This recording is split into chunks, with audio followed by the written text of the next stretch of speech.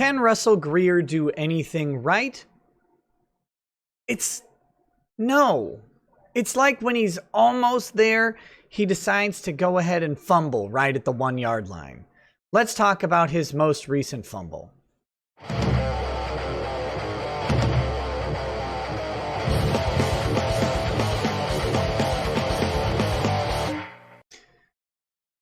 Hey, what's up, guys? Welcome to Lawsplaining the Interwebs. I am your host, Nick Rekieta of Rekieta Law, a small law firm in central Minnesota. And today we are talking about one of my favorite subjects, and that is serial lawsuit artist, musician, and author Russell Greer, best known for suing Taylor Swift 4, maybe 5 times now, as well as a smattering of other female celebrities, and authoring 2 very popular books. First, Why I Sued Taylor Swift, available on Amazon. I strongly urge you to check it out.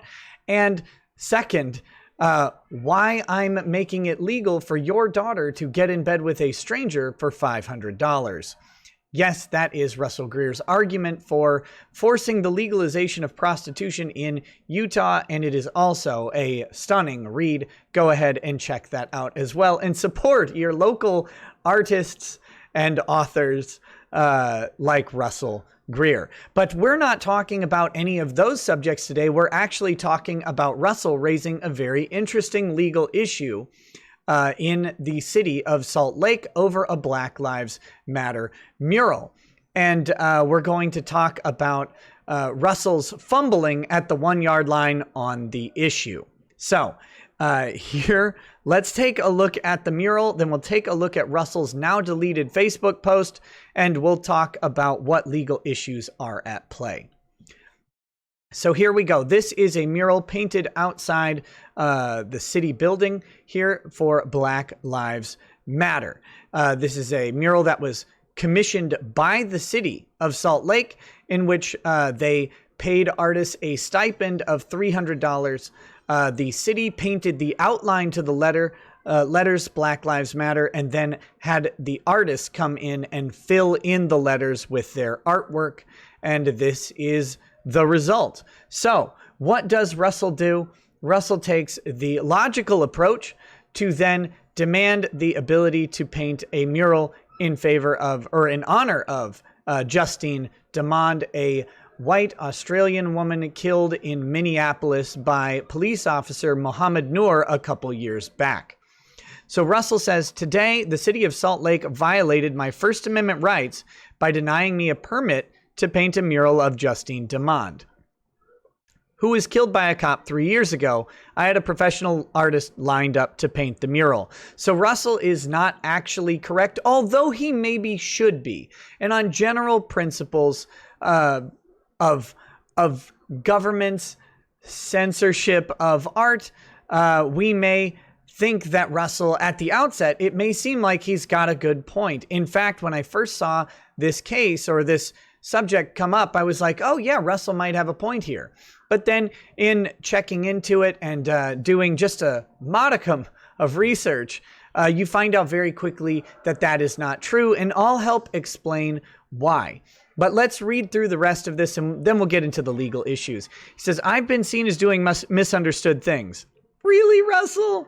I don't know. He says, I just wanted to give back to my community and be seen as doing something good and noble and express my views that all victims of police violence matter.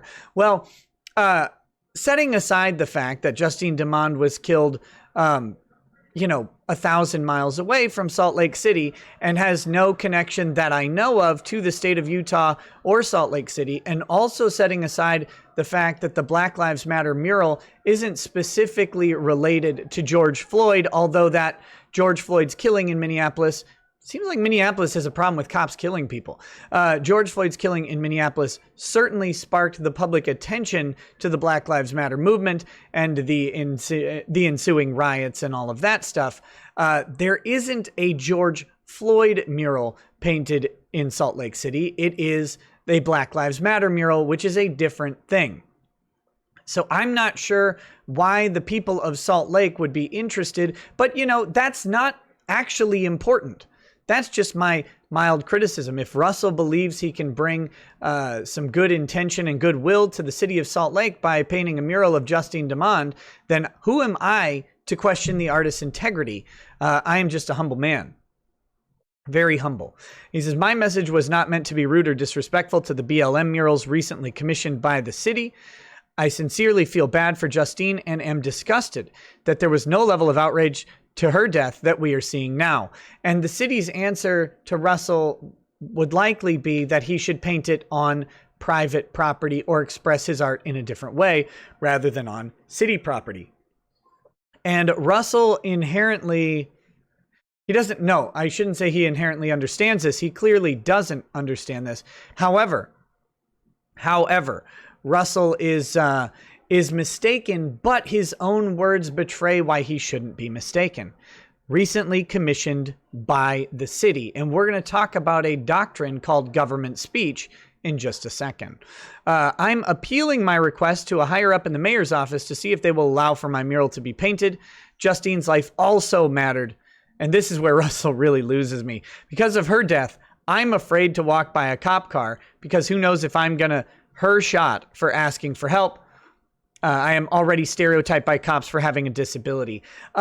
Justine Demond wasn't disabled, wasn't a white male, and wasn't American. Well, wasn't, I guess, a traditional American. She was an Australian American.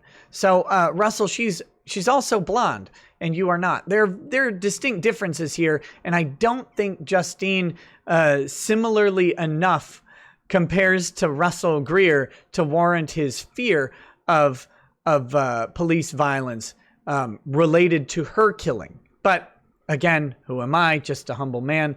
Who am I to disagree with Russell? So here is the response he received from the mayor's office. It says, "Hi, Russell.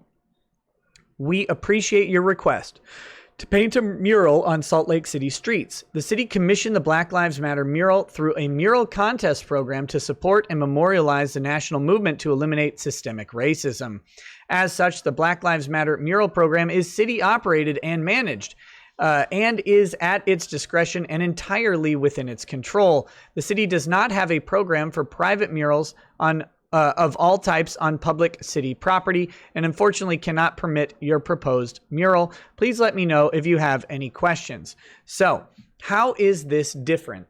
How is this different from other cities which have granted private mural requests? And why does this matter critically for Russell Greer? And why does it cause his First Amendment analysis to fail? So in other cities, such as I believe New York, they have actually allowed artists permits to create their own private murals on public spaces. One of the initial and famous ones was the big Black Lives Matter, just block letters written on a city street. And if that is done by a private party to create a political message on city streets and a permit is granted for that, then the city is now entering the idea of allowing private murals on public property. And that's fine. The city can determine which property is appropriate for it. But once it does that, it's engaging now in First Amendment activity, and it has to be neutral on the viewpoints that it is allowing to be expressed, and it is under strict scrutiny for any content-based decisions that it's going to impose as well, which means it's really only going to succeed for political speech on things that would be incitement to violence, things that would be obscene, or other various types of offensive speech that the city or courts have already recognized as not necessarily appropriate for the public, things like that.